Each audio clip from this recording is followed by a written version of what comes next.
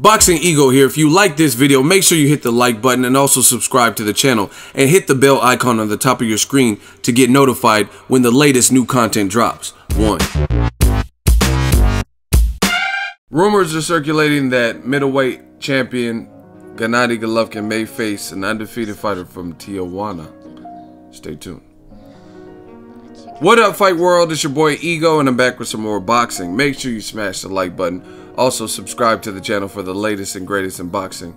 If you want to become part of the gang, notification gang, please hit the bell icon. Shout out to the Super Chats channel donations, the Venmo donations, and the Patreon family. We working. Now, Canelo, you really messed this up. I gotta say it like Donald Trump when he went to Puerto Rico when they had that hurricane. Puerto Rico, you really messed the budget up. Canelo, you really messed May 5th up. This fight. Oh my gosh. So, rumors are circulating that Gennady, he's not. Golovkin may face an undefeated fighter from Tijuana. His name is Jaime Munguia. Right? He's 21 years old. He's from Tijuana. And he has an 86% knockout ratio. 28 wins, no losses, 24 knockouts, as you guys can see on the screen. And just judging by the face, most of you guys won't recognize him. I don't recognize him. His name is Jaime Munguia Escobedo. Right? And then you look at his resume, he has some knockouts. But against who? Jose Carlos Paz, Uriel Gonzalez, Miguel Angel Lopez, Jorge Juarez, Alvaro Robella. Like, I'm not familiar with these guys he's fought. Gerardo Mendoza, Manuel Mora. And look at his debut. He debuted at 138.5 pounds. He was fighting at catch weights. Then he moved up to welterweight. You see all these 147, 153. So he's not even a certified middleweight. Listen, Canelo did a number on May 5th. I was born right. Yeah, this whole card, I'm telling you, the names I've heard in the directions that I heard they're leaning to, in my honest opinion, has not gotten me excited. From no disrespect to, because I don't even know who he is, Jaime Munguia. I mean, how could we estimate that he's ready for Golovkin when we haven't really seen him fight before? You get what I'm saying? Like, I've never seen him. If you guys have in the comment section, let me know what you've seen. But I get the deal that he's from Tijuana, and it's a Mexican-American holiday, Cinco de Mayo, so maybe they're trying to get someone of Latino blood in there. But what about Bob Arum offered up Gilberto Zurdo Ramirez at 168? That would be, I would love that. That's a nice fight. You know what I mean? It would be a challenge because it'd be last minute. He'd be going up in weight to 168 because Zurdo is big, so I'm pretty sure he can't make 160, and he's a champion at 68. But even if you didn't get a Latino fighter, there's guys like Derevchenko, guys like Demetrius Boo Boo Andrade. I think that's a really good fight. I think the unlikely candidates would be like Charlo and Daniel Jacobs, just because they have their own fights in April already scheduled. But Jaime Munguia, I mean, it's looking all bad for the card. First of all, I hope HBO and whoever's behind this, if this is the opponent, I hope they're sensible enough to realize this is no longer a pay-per-view card. I feel like they would have to know that. This would be very, very low in terms of pay-per-view numbers from my estimations, if I had to take an educated guess, because the world is not familiar with Jaime Munguia, right? You can't just put any Mexican on a Cinco de Mayo and he's gonna sell. Like people like Oscar De La Hoya, people like Julio Cesar Chavez. You know what I mean? Floyd fought a bunch of Hispanic or Latino fighters on the date, but he has a name and star power.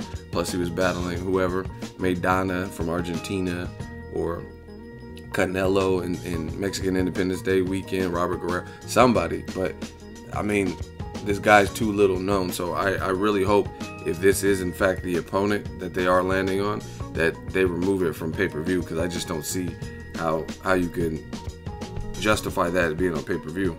But Golovkin, on his official page, he did say that he has a gift for the fans on Cinco de Mayo. Can't wait to see you in Vegas, May 5th. And then he says, I will still be defending my titles on Cinco de Mayo in Las Vegas. Official announcement coming soon. See you there. So he's confirming that he's going to be fighting. Listen, this, man, I feel bad for Golovkin because he didn't fail a drug test. This is all based on action. Like, obviously we had a good fight. Canelo versus Triple G was a good fight, and through no fault of Golovkin's, he's having to find an opponent last minute. But to me, there has to be somebody that is better. I mean, hell, I just went to Gabe Rosado.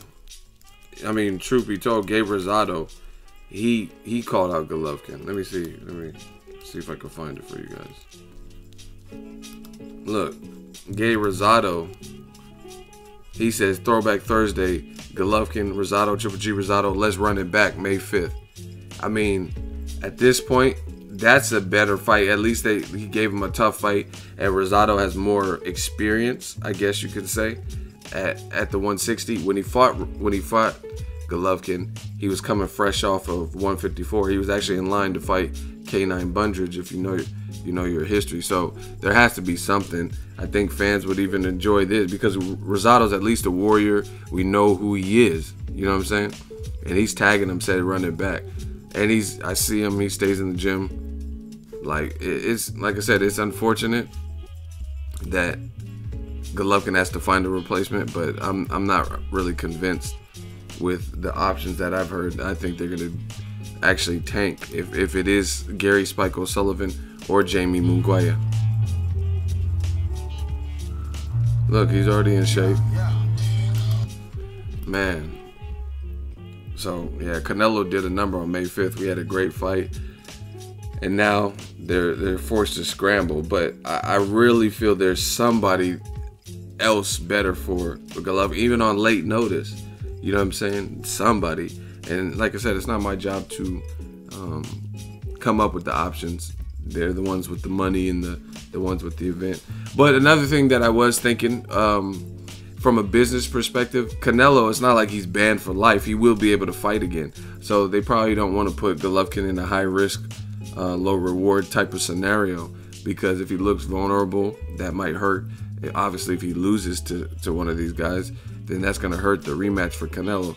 There's people would still want to see it, but part of the appeal is the Golovkin has all the belts. So if he loses to someone, then that's going to hurt the Canelo rematch. So this is all over the place. It's not looking positive, like to the point where I was planning on going to Las Vegas. I don't know if I'll go, to be honest. You know what I mean? Maybe because boxing is a business. Let's just keep it real. And if there's big fight cards and I'm going to spend the money, then I have no problem with that, trying to get the most footage, most bang for your buck on the channel. But I honestly don't know that I'm going to spend the resources and the funds to go see Golovkin versus Jaime Munguia. I mean, I don't know. We'll see. Again, I don't want to speculate too much, but we're going to need some super chats or something, because I don't know that I want to spend that type of money that it costs for just travel, hotel, food and lodging and stuff like that for a fight like that. Let me know your thoughts if Golovkin does face this fighter from Tijuana, and have you seen him, Jaime Munguia? Do you know anything about him? It sounds like a guy who's been a 140-pounder career welterweight-ish. So I don't know enough about him to say he's an orthodox fighter. So he's not even like a southpaw. He's only 21. Don't recognize any of the names on his resume. So I just don't see how this is the fight. Like, how did Golovkin's team even know of the dude to reach out to send an offer? You guys let me know that. Make sure you smash the like button as always. Hate, comment, and subscribe. Till next video is Ego signing off.